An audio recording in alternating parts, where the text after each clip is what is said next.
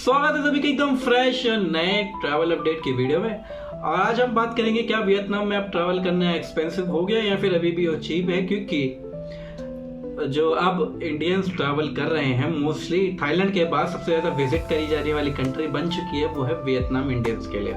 तो आज हम उसी बारे में बात करेंगे, आपकी फ्लाइट टिकट्स, आपका होटल बुकिंग, आपका खाना, आपका घूमना और जो ट्रांसपोर्टेशन का फीस हो जाती है। सबसे पहले बात करें हम फ्लाइट, मैं कहूँगा 3 फ्लाइट जो मैंने खुद एक्सपीरियंस करी है वो आपको मैं रिकमेंड कर सकता हूँ। सबसे पहले हम बात कर लेते हैं वियतजेट एयरलाइन की, जो आपको सस्ती तो दे देगी टिकट, पर मैंने बहुत सारी वीडियोस देखे, बहुत सारे रिव्यूज पढ़े कि ये ऑलमोस्ट कैंसिल कर देते हैं, डिले कर देती है।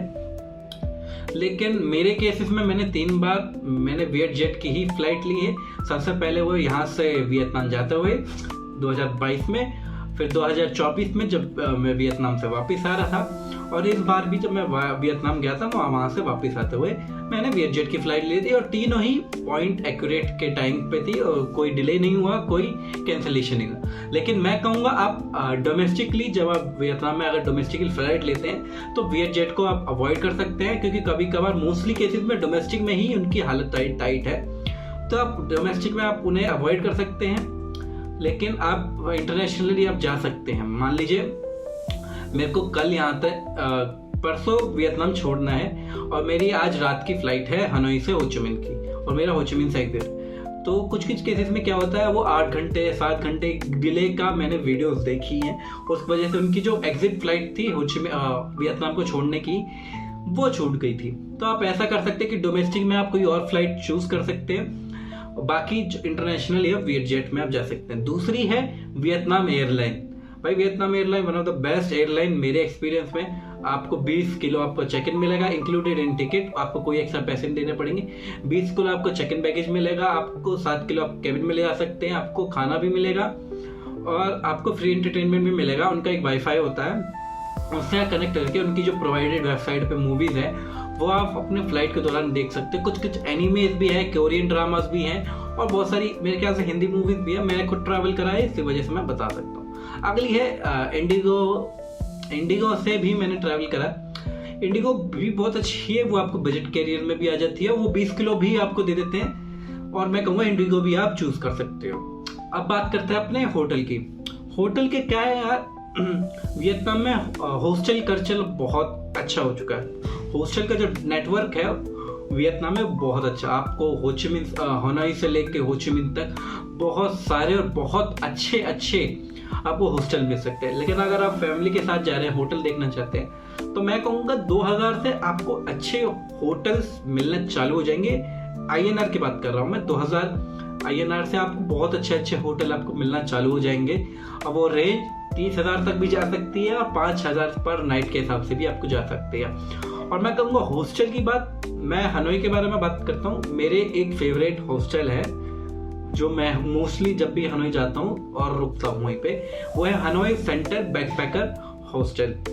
वो 600 या 550 रुपए की रेंज में आ जाता है आपका, और वो आपको सुबह ब्रेकफास्ट भी प्रोवाइड करता है। उसमें आपको एग्स मिल जाएंगे, आजकल पैनकेक भी दे रहे थे, और फ्रूट्स होते हैं, बटर जैम भी होता है और ऑमलेट भी होता है। आप कोई भी चूज करके अपने मनपसंद का खाना खा सकते हैं वहाँ पे ब्रेकफास्ट के लिए।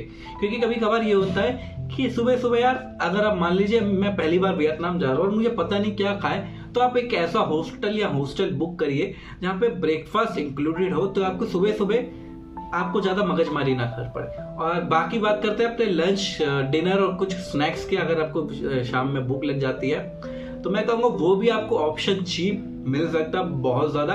150 रुपए में आपका पूरा एक टाइम का खाना आप खा सकते हैं।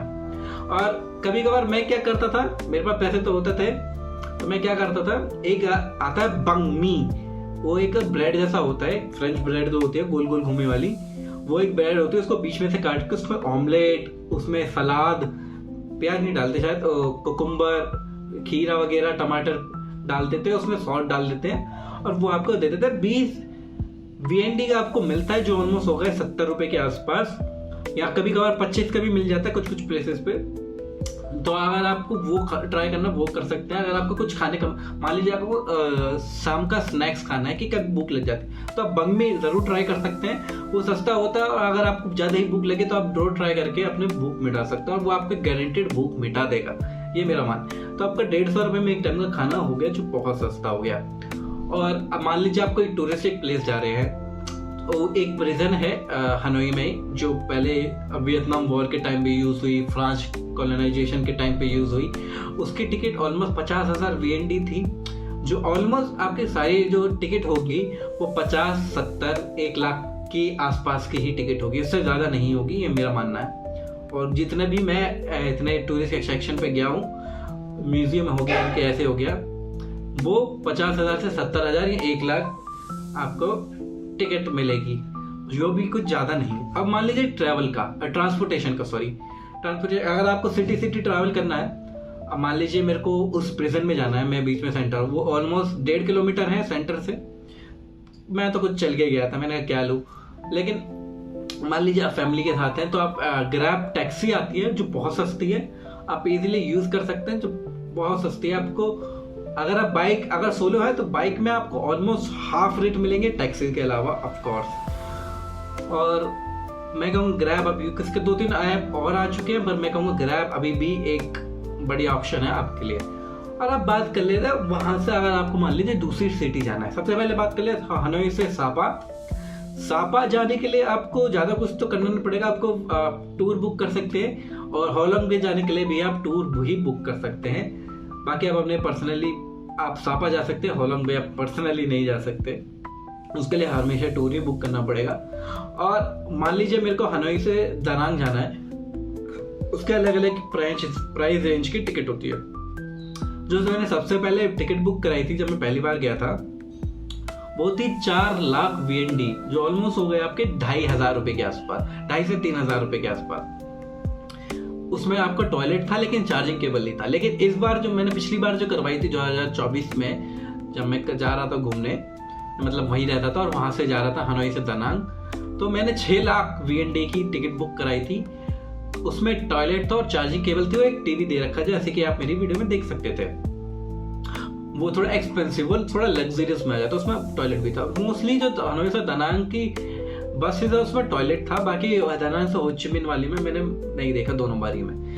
और दानांग से और होचिमिन की जो बस टिकट जो मेरे को पड़ी थी, सबसे पहले मेरे को पड़ी थी 5 लाख की, और इस बार मतलब पिछली बार जो मेरे को पड़ी थी वो थी 6 लाख, अगेन 6 लाख रुपए के आसपास की, ये 5.5 लाख रुपए के आसपास की VND, जो ऑलमोस्ट आपके 3,500-4 हजार रुपए के आसपास होगा।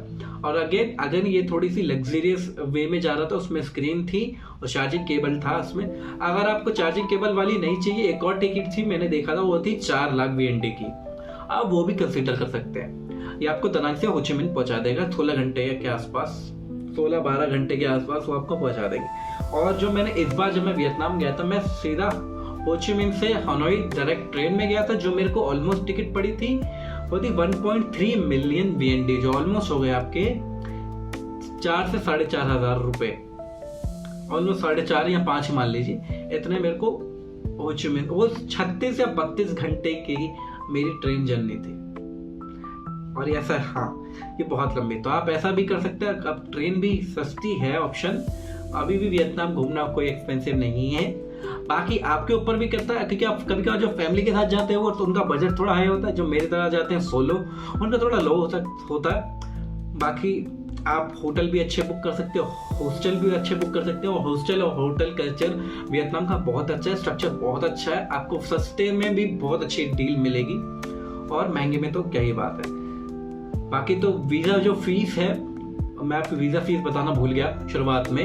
वीज़ा फीस सिंगल एंट्री की है $25, जिसमें आप 1 महीने के लिए रुक सकते हैं 30 दिन के लिए। और मल्टीपल एंट्री वीज़ा की फीस है वो है $50, उसमें आप 3 महीने तक वियतनाम में स्टे कर सकते हैं मल्टीपल एंट्री। और मल्टीपल एंट्री का सबसे बड़ा फायदा है, मान लीजिए मेरे को यहाँ से टोक्यो जाना है, तो डायरेक्ट टोक्यो की फ्लाइट होगी, वो थोड़ी महंगी पड़ेगी।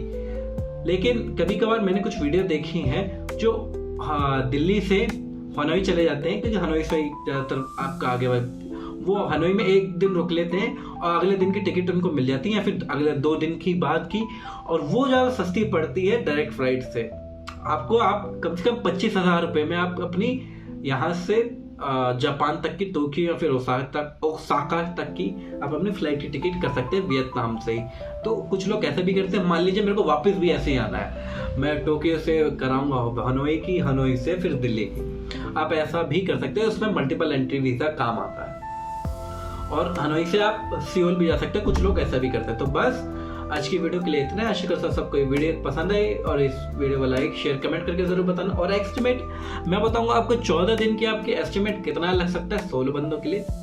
16 बंदे के लिए आपके 60,000 रुपये आपके मिनिमम है, आपको लग सकता है। मेरा ये जो 60,000 रुपये लगा था इस बार का, 60 से 70,000 रुपये, उसमें मेरा मलेशिया भी इंक्लूडेड था।